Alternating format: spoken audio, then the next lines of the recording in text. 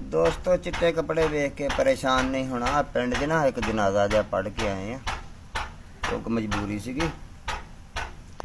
ਦੋਸਤੋ ਗੱਲ ਇਹ ਆ ਵੀ ਅਸੀਂ ਜਿਹੜੇ ਇਲਾਕੇ 'ਚ ਰਹਿੰਦੇ ਜ਼ਿਆਦਾਤਰ ਇੱਥੇ ਨਾ ਖਤਮਾਂ ਦਰੂਦਾਂ ਦਾ ਬਹੁਤ ਰਿਵਾਜ ਆ। ਕੁਲਾਂ ਦਾ ਖਤਮ, 40 ਦਾ ਖਤਮ, 20 ਦਾ ਖਤਮ। ਸੋਹਣੀਆਂ ਰਸਮਾਂ ਜਿਹੜੀਆਂ ਦੀਨ ਥੋੜ੍ਹੀਆਂ ਬਹੁਤੀਆਂ ਦੱਸਦਾ ਵਾ ਵੀ ਖੈਰਾਤ ਸ਼ੁਰੂ ਕਰੋ ਤੁਸੀਂ ਵੱਡਿਆਂ ਦੇ ਨਾਂ 'ਤੇ ਉਹਨਾਂ ਦੇ ਰਸਮੇ ਕੁੱਲ ਖਾਨੀ, ਰਸਮੇ ਕੁਰਾਨ ਖਾਨੀ ਵੀ ਕਰਾਉਂਦੇ। ਅਤੇ ਉਹਨਾਂ 'ਤੇ ਜੀਆਂ ਦਾ ਇਕੱਠ ਦਾ, ਬਰਾਦਰੀ ਦਾ, ਦੋਸਤਾਂ ਦਾ।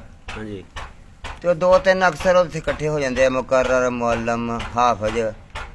ਉਹ ਅੱਲਾ ਰਸੂਲ ਦੀ ਬਾਤ ਸੁਣਾਉਂਦੇ ਆ ਪਹਿਲਾਂ, ਫਿਰ ਉਹ ਖਤਮ ਪੜ੍ਹਦੇ। ਅਤੇ ਉਹ ਜ਼ਿਆਦਾਤਰ ਨਾ ਉਹਨਾਂ ਗੱਲਾਂ ਦੇ ਵਿੱਚ ਇੱਕ ਗੱਲ ਜਿਹੜੀ ਹੈ ਨਾ, ਉਹ ਮਿਲਦੀ ਜੁਲਦੀ ਹੈ ਸਾਰਿਆਂ ਹਾਫਜ਼ਾਂ ਦੀ। ਉਹ ਇਹ ਗੱਲ ਹੁੰਦੀ ਆ ਵੀ ਜਦੋਂ ਬੰਦਾ ਮਰ ਜਾਂਦਾ ਨਾ, ਉਹਦੇ ਅਮਾਲਨਾਮਾ ਬੰਦ ਹੋ ਜਾਂਦਾ ਅਤੇ ਉਹਨਾਂ ਨੂੰ ਸ਼ਿੱਦਤ ਨਾਲ ਪਿਛਲਿਆਂ ਦਾ ਇੰਤਜ਼ਾਰ ਹੁੰਦਾ, ਜਿਹੜੀ ਔਲਾਦ ਉਹਨਾਂ ਛੱਡੀ ਹੁੰਦੀ ਹੈ ਪਿੱਛੇ, ਸਦਕਾ ਜਾਰੀਆ। ਹਾਂਜੀ।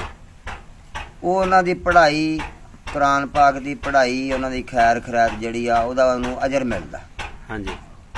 ਕਿ ਉਹ ਸੁਣਿਆ ਜਦੋਂ ਪਹੁੰਚਦਾ ਵਾ, ਅਤੇ ਉਹ ਬੰਦਾ ਕਹਿੰਦਾ ਵਾ ਵੀ ਯਾਰ ਫਰਿਸ਼ਤੇ ਕਹਿੰਦੇ ਤੈਨੂੰ ਮੁਬਾਰਕਾਂ ਹੋਣ। ਉਹ ਪੁੱਛਦਾ ਕਾਹਦੀਆਂ ਯਾਰ, ਮੈਂ ਕਿਹੜਾ ਕੋਈ ਏਡਾ ਚੰਗਾ ਕੰਮ ਕੀਤਾ ਜਿਹੜੀਆਂ ਮੁਬਾਰਕਾਂ ਦਿੰਦੇ।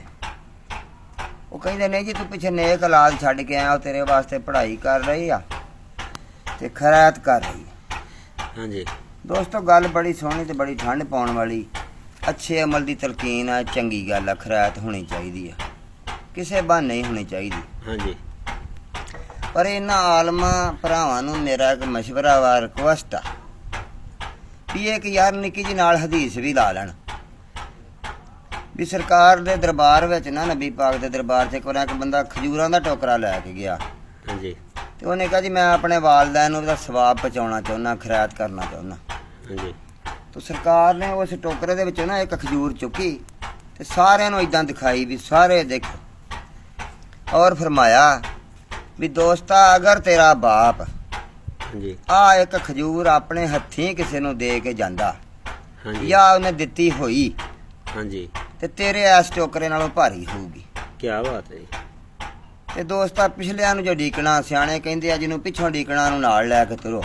ਕੀ ਬਾਤ ਹੈ। ਤੇ ਬੇਲੀਆ ਇਦਾਂ ਹੀ ਆ, ਇੱਕ ਗਲਾਸ ਪਾਣੀ ਦਾ ਆਪਣੇ ਹੱਥੀਂ ਪਿਆਇਆ ਹੋਇਆ, ਮੇਰਾ ਖਿਆਲ ਆ ਕਿ ਉਹ ਪਿਛਲਿਆਂ ਦੇ ਨਲਕੇ ਨਾਲੋਂ ਬਿਹਤਰ ਰਹੇਗਾ। ਬਿਹਤਰ ਹੈ। ਇਹ ਵੀ ਭਰਾਵਾਂ ਅੱਗੇ ਗੁਜ਼ਾਰਿਸ਼ ਆ, ਅੱਲਾ ਇਹਨਾਂ ਨੂੰ ਤੇ ਸਾਨੂੰ ਤੰਦਰੁਸਤੀਆਂ ਦੇਵੇ। ਆਮੀਨ। ਆਮੀਨ।